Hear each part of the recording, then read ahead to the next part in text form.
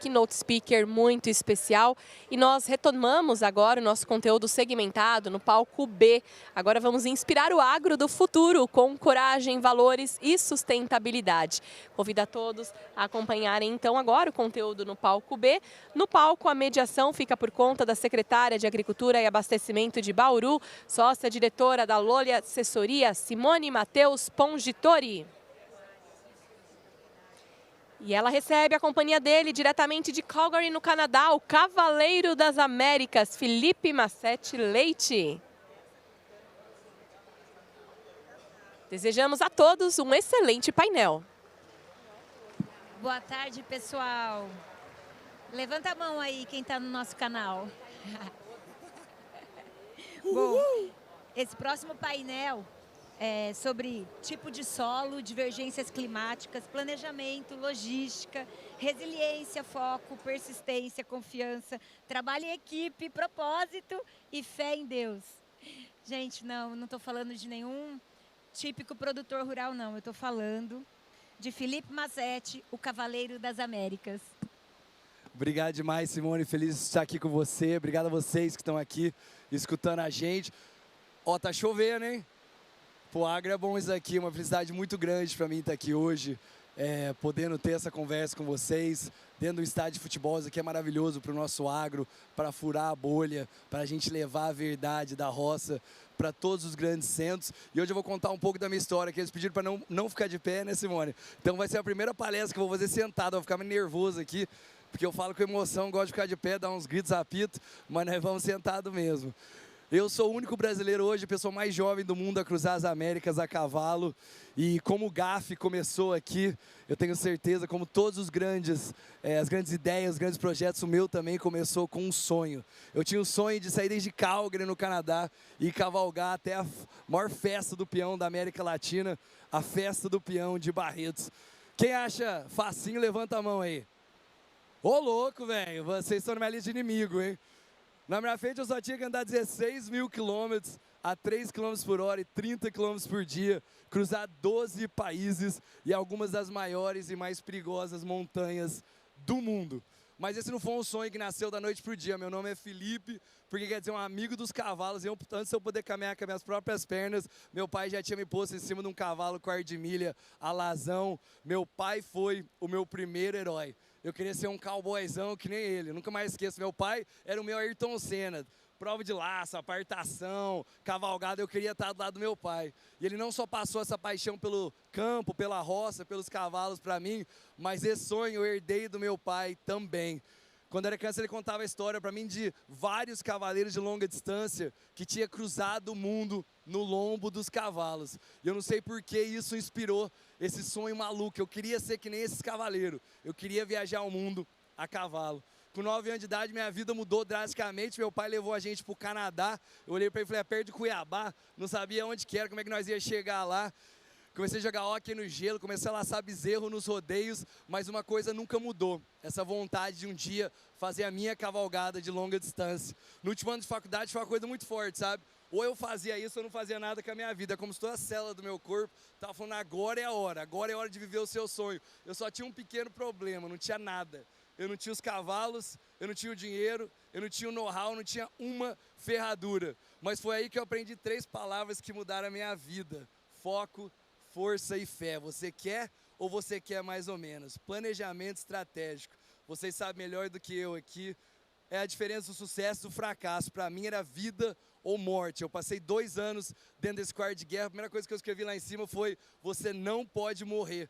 A importância das palavras. Hoje eu amo ler livros sobre neurologia e é provado que quando você escreve alguma coisa, as chances disso se tornar realidade é muito maior. 2 anos sendo chamado de louco, não ia conseguir, os cavalos iam morrer, eu ia morrer, ninguém patrocinador queria tocar em mim, mas eu queria mais do que tudo. E eu acreditava com a minha mente, com o meu coração, até que um dia Deus falou, não, esse menino quer de verdade mesmo. 2 meses antes de sair, uma produtora dos Estados Unidos fechou um contrato comigo para mim filmar um documentário e um seriado para eles. Aí foi como o universo abriu as portas para mim. Depois desse contrato, eu ganhei meu primeiro cavalo, o Bruiser, um Dash Forecast, esse alazão maravilhoso ali. O dono desse cavalo conseguiu meu segundo cavalo, o French, um Frenchman's Guy, esse palomino maravilhoso, os 2 quartos de milha de Montana, nos Estados Unidos.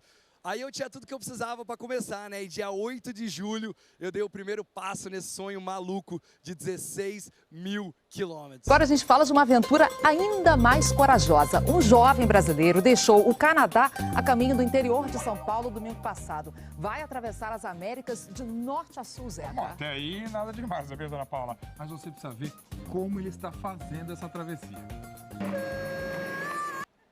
Agora a minha falou que eu posso ficar de pé, só porque eu sou do agro, de pirraça, eu vou ficar sentado, viu? Já que você acabou com a minha apresentação. Ó, negócio seguinte, esse foi o dia mais feliz da minha vida até então, meus filhos. 2 anos antes eu não tinha nada, eu não tinha uma ferradura, não tinha nada. Tudo que vocês estão vendo aqui foi patrocinado. Dos cavalos, a ferradura, o chapéu, a camisa. E uma lição muito importante que eu aprendi. As pessoas me perguntam, Felipe, você estava com medo nesse momento? A verdade é que eu não estava com medo. Eu estava em pânico, eu nunca senti tanto medo na minha vida. Pensei que minha alma estava saindo do meu corpo. Mas o medo, ele não existe. O medo é um monstro que habita todas as nossas mentes. E se você não silenciar esse monstro, se você não domar ele como uma mula, como um cavalo, você nunca vai fazer nada na sua vida. Você nunca vai criar um legado, você nunca vai viver o seu sonho. Eu não sabia até onde eu ia chegar, não sabia como é que eu ia dormir aquela noite, aonde que eu ia dormir, como é que ia cruzar os Estados Unidos, chegar no México, mas eu estava tentando. E é isso que é importante. Sacrifícios, para você fazer qualquer coisa na sua vida, vai ser necessário grande sacrifício. Eu deixei minha vida para trás, minha cama, meu quarto, minha geladeira, mas o mais difícil de tudo foi a mulher que eu deixei para trás. Eu tinha uma mulher loira de olhos claros, parecia a Xuxa quando era nova. Lembra a Xuxa com o Ayrton Senna atrás daquela mobilete? Era minha mulher, meus filhos, canadense. Quando você viaja, geralmente você vai de carro, de avião, né? Você dá aquele beijo gostoso. Você fala, ó, não me trai, hein? Eu vou voltar em 2 anos. E tchau, obrigado. Eu viajo a 3 km por hora a cavalo. Quando eu montei na alazão assim, comecei a viagem, começou, né? Passaram-se 15 minutos, a loira estava ali, naquele homem filmando. 1 hora depois eu escutava as lágrimas dela cair no chão, falei, desgramado, pega o mototáxi, vai embora, pelo amor de Deus. Até hoje eu não sei como que eu continuei até o sul, mas eu queria aquilo mais do que qualquer sacrifício. Eu estava disposto a viver qualquer coisa para realizar o meu sonho. Eu comecei pelas Montanhas Rochosas no Canadá, mesmo no meio do verão, era tão alto que os cumes tinham neve, ainda muito difícil para mim e para os cavalos cavalgar por causa da altitude. Tive que aprender a viver com a solidão. Algo que é assustador no começo. Primeiro dia, eu falava com os cavalos, eles não me responderam. Segundo dia, eu cantava, eu cansava minha voz em 2 segundos. No terceiro dia, eu tinha uma conversa interna. Passava 5, 10 dias sozinho. Autoconhecimento. Eu conheço muitas pessoas hoje que estão em modo avião. Eu tinha um X no meu mapa. O meu X era chegar em Calgary. Chegar em Barretos, perdão. Se eu não tivesse aquele X, eu estava dando volta no Canadá até hoje. A nossa vida é igual. Qual que é seu X? Aonde você quer chegar daqui 5, 10, 20 anos? Se você sabe, top, vai para cima. Se você não sabe responder assim, busque o autoconhecimento. Busque ter uma conversa interna com você mesmo. Busque aprender aonde você quer chegar. Porque se você não tem um X, você nunca vai chegar em lugar nenhum. Metas. Metas é extremamente importante para qualquer coisa que a gente vai fazer na nossa vida, né? A minha jornada era muito longa, era muito difícil, era muito perigosa. Se eu pensasse no projeto como um todo, eu ia ficar louco. Então eu quebrei o meu projeto em metas. E o primeiro era chegar nos Estados Unidos. E dar aquele check na lista ali, mas me deu uma força tão grande para continuar.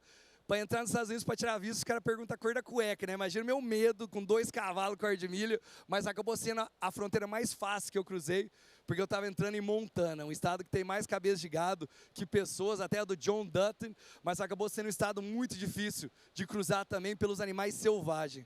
Essa é uma cobra que quase picou o French, mas o pior animal que eu vi na minha vida aconteceu no norte de Montana, às 9 horas da manhã, fazia 10 dias que eu não tomava banho, eu já estava naquele mau humor, né, básico, fedido. Quando de repente os cavalos empacaram, não queria andar, e do nada, assim, começaram a ficar muito nervosos, puseram a orelhinha para frente, e eu só, o bruto em cima, só na roseta, né? Vamos, sem ver nada. De repente eles param assim, e sai esse bicho correndo, o espardo, meus filhos. Esse bicho, ele corre a 50 km por hora, escala a árvore e sabe nadar, ou seja, se ele for de comer, ele é um mutante, não tem prosa com ele. E os fazendeiros me deram um spray de pimenta. O spray de pimenta é desse tamanho. O dia que eu vi o tamanho da boca do urso, o tamanho do spray de pimenta, eu falei, ele só vai comer um brasileiro apimentado aqui. Os cavalos salvaram a minha vida. Através do olfato, eles cheiraram o urso muito antes do burro em cima poder ver. A gente fez o maior trabalho de equipe que acho que um ser humano pode fazer com os animais. A gente era uma manada, uma família. Eu era o líder dessa equipe. Mas nesse momento eu não tive a humildade de escutar a minha equipe. A empatia de saber que eles tinham um sexto sentido que eu não tinha.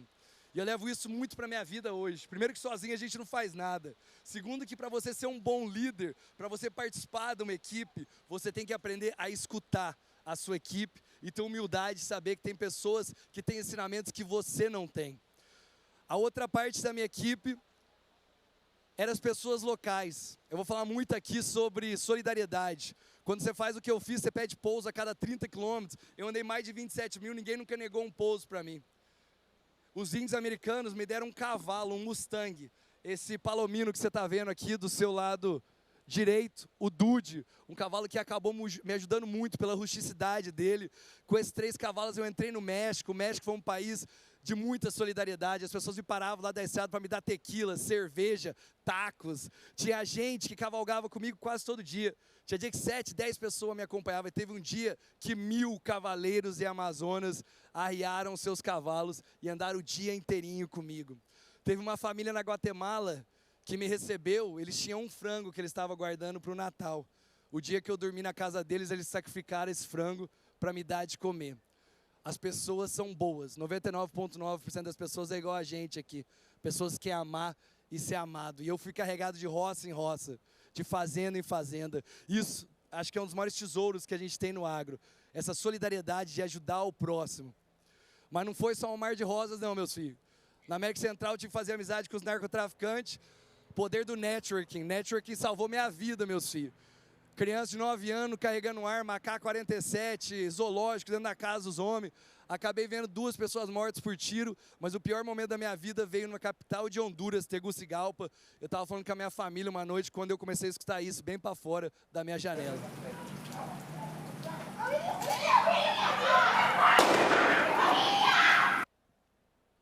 O dono da casa que eu estava ficando tentou matar a esposa dele com 5 tiros.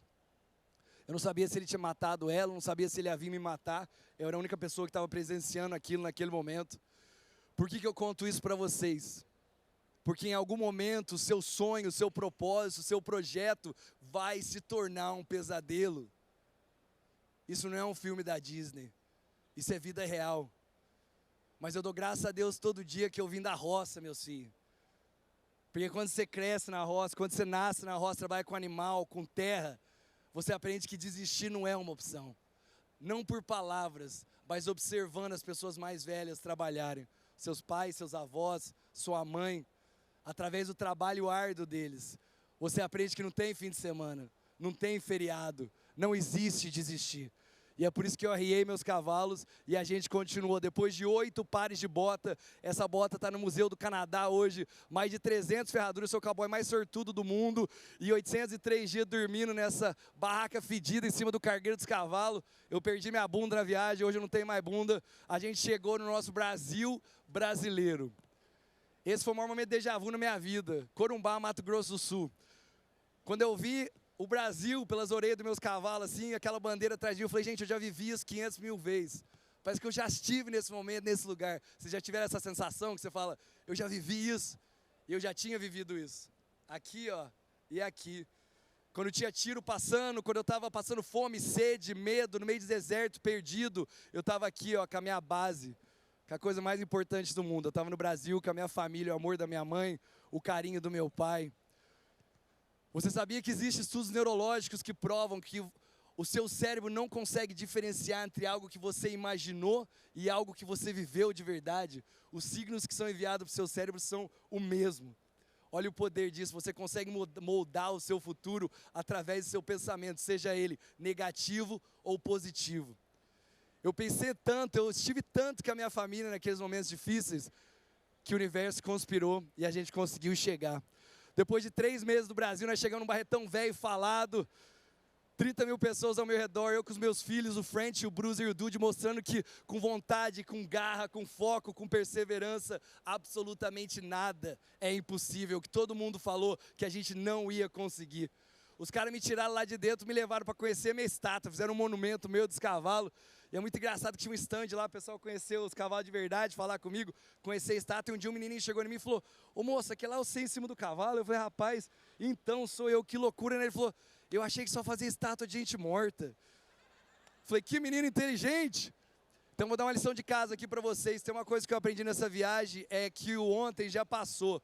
Pare de mastigar o freio, você não vai mudar o passado. O amanhã está na mão de Deus. A única coisa que a gente tem é o hoje, é o agora. Então não deixe de falar as coisas que tem que ser falado. Então depois dessa palestra aqui, você vai tirar o WhatsApp, você vai abrir o WhatsApp, seu coração, e vai mandar 1, 2, 3, 10 mensagens de gratidão, falando assim: ó, mãe, te amo, você é foda, obrigado. Não deixe esses momentos passar, fechou? Meus filhos, eu escalei o Everest, eu vivi meu sonho, passei a vida inteira sonhando, passei 2 anos na guerra, passei anos planejando, e foi aí que a minha vida desmoronou. Eu não estava preparado para esse momento, eu perdi a meta, eu perdi o propósito da minha vida. Ansiedade, pesadelos, depressão, nunca pensei que eu ia sentir isso. E eu falo abertamente sobre isso hoje porque eu tinha vergonha de falar com as pessoas: nós é da roça, não é cowboy, nós é bruto, não podia falar com ninguém. E hoje eu vejo o perigo disso. Muitas vezes você não consegue sair sozinho. Eu acho que a saúde emocional é algo que é uma pauta que a gente tem que levantar mais no meio do agro, porque se você não está bem com você mesmo, como que você vai comandar uma equipe? Como que você vai comandar uma família? Eu perdi o propósito, me abalou demais, mas eu acredito em Deus, e Deus me levou para esse lugar, que está tudo escrito pela mesma mão. O Hospital de Câncer de Barretos, o Hospital de Amor. Fui fazer uma palestra para as crianças lá, descobri que eles precisavam de 17 milhões de reais todos os meses para tocar aquele hospital, e eu falei: é isso. O propósito voltou para a minha vida, eu preciso ajudar esse hospital. Abri o Google Maps, vi que faltava 7.500 quilômetros para chegar em Ushuaia, na Argentina. Eu falei: para lá que eu vou arrecadar fundos para o hospital e falar com as pessoas sobre a importância do diagnóstico precoce do câncer infanto-juvenil. Saí dessa viagem de São Paulo, cruzei o sul de São Paulo, Paraná, Santa Catarina, Rio Grande do Sul, entrei no Uruguai, depois na Argentina. Eu passei 8 meses dentro da Patagônia. A única maneira de descrever a Patagônia é: se o céu e o inferno pudessem coexistir em perfeita harmonia, esse lugar seria a Patagônia, que é o lugar mais lindo do mundo, mas é o lugar mais difícil de sobreviver. Peguei frio, neve, vento de 120 km por hora. Cheguei em Ushuaia, mais uma meta conquistada. E ali foi uma lição gigantesca da primeira caída. Não vai ser uma meta, não vai ser um propósito, vão ser muitos. E antes de você terminar o que você está, você já tem que começar a planejar o próximo. E foi isso que eu fiz. Antes de eu terminar o Ushuaia, já comecei a pensar: qual que é o próximo sonho? É terminar as Américas. A única coisa que faltava é o extremo norte, do Alasca até Calgary. Comecei essa viagem em 2019, outra vez em prol do Hospital de Câncer de Barretos. Peguei neve, frio, urso pardo. Hoje eu tenho um grupo de WhatsApp com os ursos pardos, era 3 ursos por dia. Os ursos correndo atrás de nós, os ursos tentando comer nossa comida. Mas a gente chegou, fui escolhido para ser embaixador do Calgary Stampede, o maior rodeio do Canadá. E desde então minha vida mudou completamente. Escrevi 3 livros best-sellers em inglês e em português. Tenho um documentário na Brasil Paralelo que ganhou 21 prêmios internacionais. Estão fazendo um filme do meu primeiro livro com o Caio Castro. Agora o Cavaleiro vai ter tanquinho. Nunca fiz um abdominal na minha vida, meu filho. Mas tudo começou com esse menino louco aqui, ó, com esse sonho. O que eu aprendi na minha viagem, nas minhas jornadas, é que a sorte não existe. Todo mundo tem medo, todo mundo tem limitação, todo mundo tem problema. Mas quando você tem o foco de arriar o seu cavalo, e a disciplina, a motivação passa, a disciplina é o que vira a chave, de cavalgar 30 quilômetros, isso aqui, ó, todo santo dia, você consegue cruzar continentes. Nunca vai ser um passo gigantesco, mas sim milhares de pequenos passos, e começa com somente um. Então busque o seu autoconhecimento. Busque momentos para conversar com você mesmo, descobrir qual que é seu X, seu propósito. E aí cai para cima, mete o pé no acelerador. Essa oportunidade vai passar muito rápido. tenha a humildade de pedir ajuda e aceitar ajuda, porque sozinho você não faz nada. Se não fosse as centenas de pessoas que me ajudaram, os meus 11 cavalos, eu nunca estaria aqui contando essa história para você. E por último, para finalizar, o mais difícil de tudo, eu sei porque eu senti, eu chorei, eu sofri por causa disso. Acredite. Acredite na sua equipe, acredite na sua família, acredite no seu negócio, mas mais importante que tudo, acredite em você. Porque se você não acreditar, com a sua alma, com o seu corpo, com 100% das suas células, ninguém vai acreditar. Aí, muito Ó, de bom, cadeira Felipe. e tudo, hein? Quase que eu saí de... Quase que eu criei umas tempo rodas na cadeira aqui, certinho. ó. Não, você falou que é pra ficar sentado, não é ficar sentado, né? Da Ele roça, quase- filho. Ele tá segurando a cadeira aqui, quase que ele levanta com ela grudado. Felipe, eu adoro essa foto, é ali onde tudo começou, né? Acho que a gestão do tempo e o planejamento foram fundamentais para o seu início. Mas óbvio que às vezes a gente planeja tudo nos mínimos detalhes e acontecem algumas adversidades no meio do caminho. Então, conta um pouquinho pra gente como foi o seu planejamento, como foi lidar com essas adversidades e a questão do tempo. Você tinha tudo programado, de repente uma chuva, um frio, um sol, os acidentes com os cavalos. Com certeza, Simone. Você tenta fazer o melhor planejamento possível. Foram 2 anos dentro do meu carro de guerra, tentando minimizar todos os riscos. Mas, obviamente, a vida não é engessada, né? Um exemplo, o meu plano era cruzar o Panamá, entrar na Colômbia, da Colômbia já tentar entrar no Brasil. O que aconteceu? Não deixaram a gente entrar no Panamá. Eu entrei numa guerra burocrática muito grande. A parte mais difícil que eu fiz foram as barreiras sanitárias, foi cruzar de um país para o outro. Não foram os ursos, não foram os narcotraficantes, não foram as rodovias, foram as fronteiras. E quando eu cheguei ali, eu vi que não ia conseguir pôr aqueles cavalos dentro do Panamá. Aí você percebe que você não vai ganhar todas as batalhas, mas você tem que focar em ganhar a guerra, né? Então eu tive que jogar aquele planejamento no lixo rapidamente e você tem que ser flexível. Eu tive que desenhar um novo planejamento. A BQM ajudou muito, o Ministério da Agricultura do Brasil, a Festa do Peão de Barretos. O Peru foi o único Brasil que deixou a gente entrar da América Central. Tive que embarcar os cavalos. Foi muito difícil para poder continuar a viagem. Mas você tenta planejar tudo. Naqueles 2 anos eu falei com pessoas que já tinham viajado a cavalo para descobrir que tipo de bacheiro que você tem que usar, que tipo de sela, cargueiro, quantos quilômetros que você vai cavalgar por dia. O mais importante é a saúde dos animais. Você faz isso porque você ama eles. Então você está sempre prezando a saúde deles e, como eu falei, minimizando os riscos da melhor maneira possível.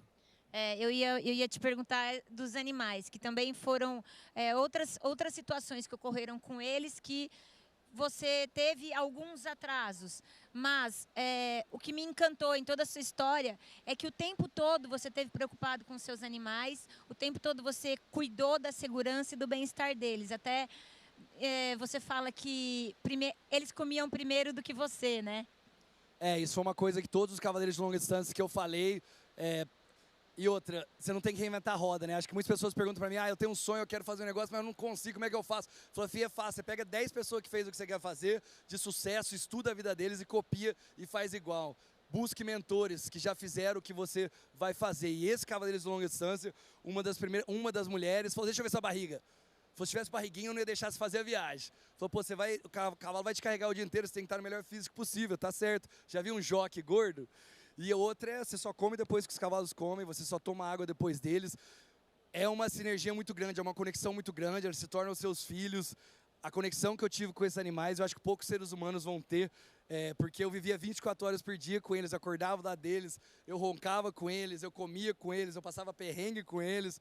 Então foi uma conexão muito forte, se cria uma amizade, um amor muito grande. Você que faz prova sabe como é que é. A gente ama esses animais, é uma paixão muito forte. Isso que é legal do GAF também, a gente poder trazer o cavalo para cá, porque muitas vezes hoje a gente é julgado por pessoas que trabalham em ONGs e cuida de um gato e uma planta no apartamento e quer falar pra gente como cuidar de cavalos, né? A gente que tem 10, 20, 30, 40, 50 animais, gasta todo o nosso dinheiro para cuidar deles, tem veterinária, acupuntura, é muito paixão, é muito amor. A gente queria até trazer mais essas pessoas para entrar dentro da propriedade da gente, para entender. Eu acho que se você julgar com conhecimento, não tem problema, né? Mas muitas vezes a gente é julgado com uma ignorância gigantesca, né? Sem saber nada sobre o tema.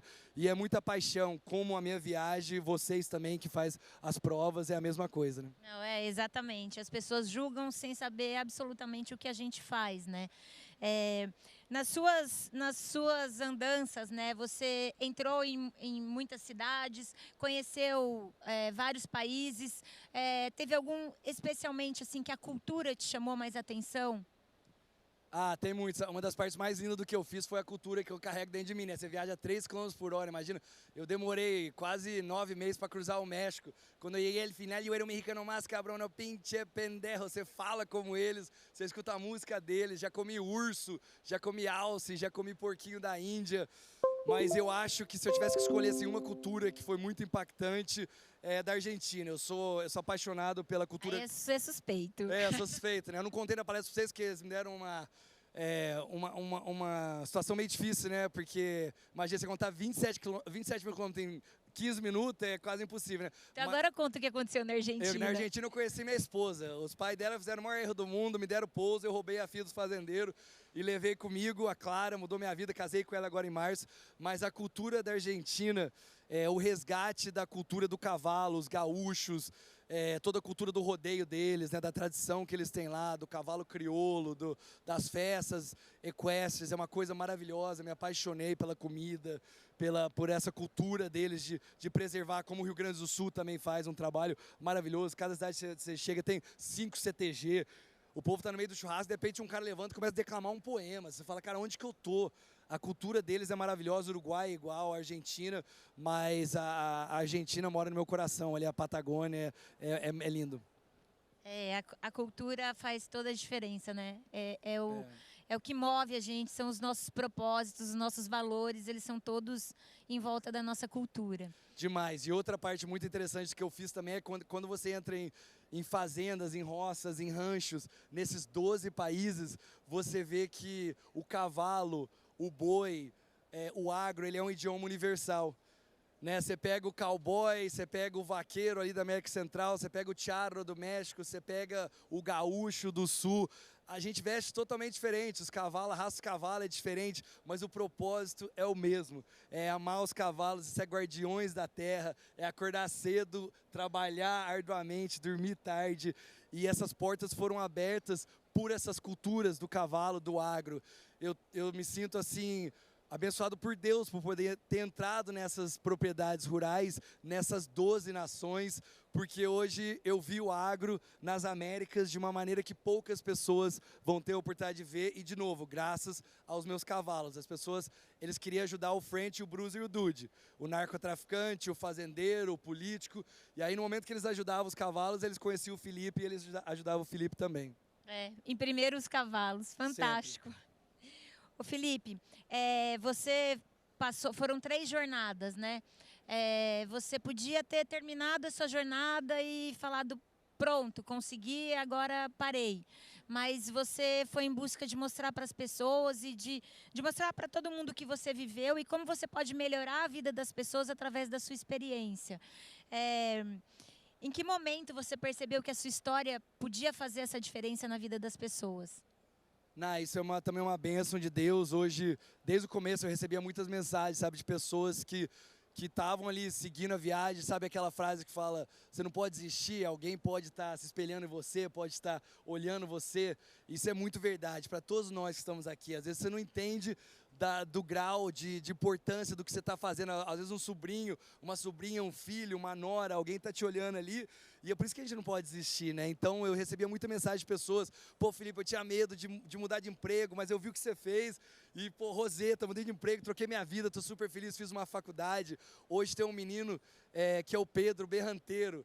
Olha que louco, ele está fazendo uma viagem, ele subiu com uma F1000 para o Texas, está descendo com 2 mulas, porque ele entrou comigo em Barretos em 2014.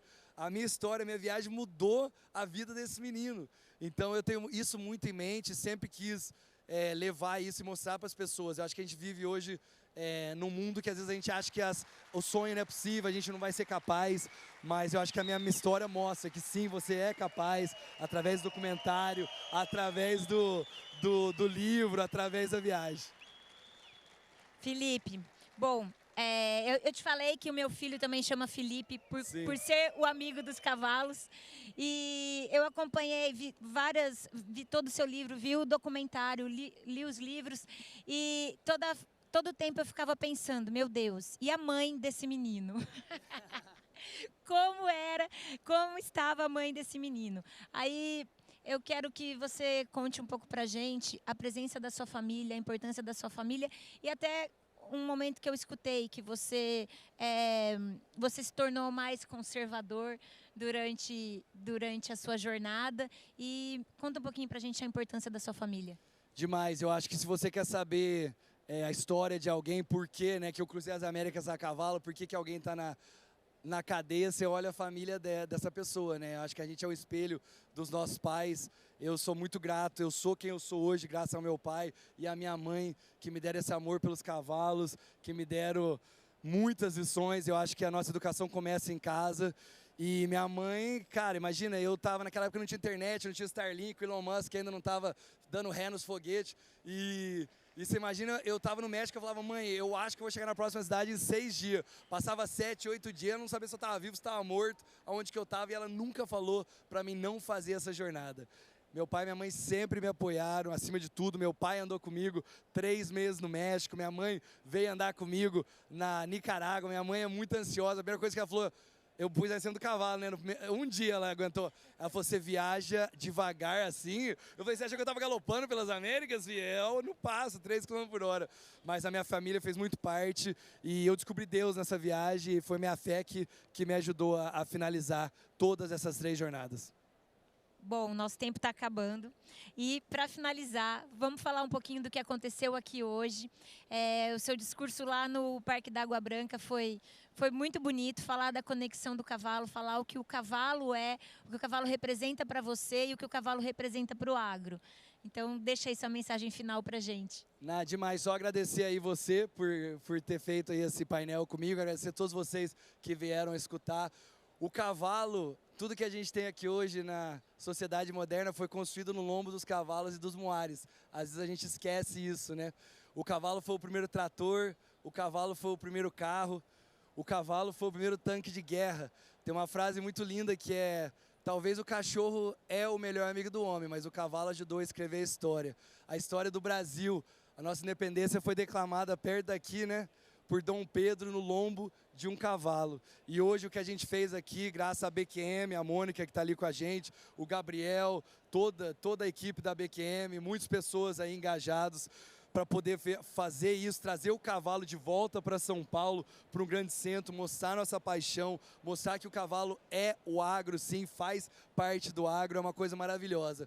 A gente não imagina o efeito que isso vai ter. Talvez uma criança que nunca tinha visto um cavalo viu um cavalo ali hoje e talvez vai mudar a percepção dessa criança, vai levar ela para a natureza, para o agro, para a roça, e vamos ter mais um aliado aí do nosso lado para alimentar esse mundão afora.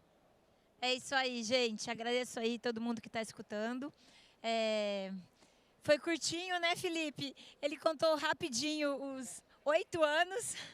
Mas é isso, Felipe, agradeço você por estar aqui com a gente, por ter puxado essa cavalgada hoje e acreditado também nos nossos sonhos. Obrigada. Tamo junto, obrigado a você.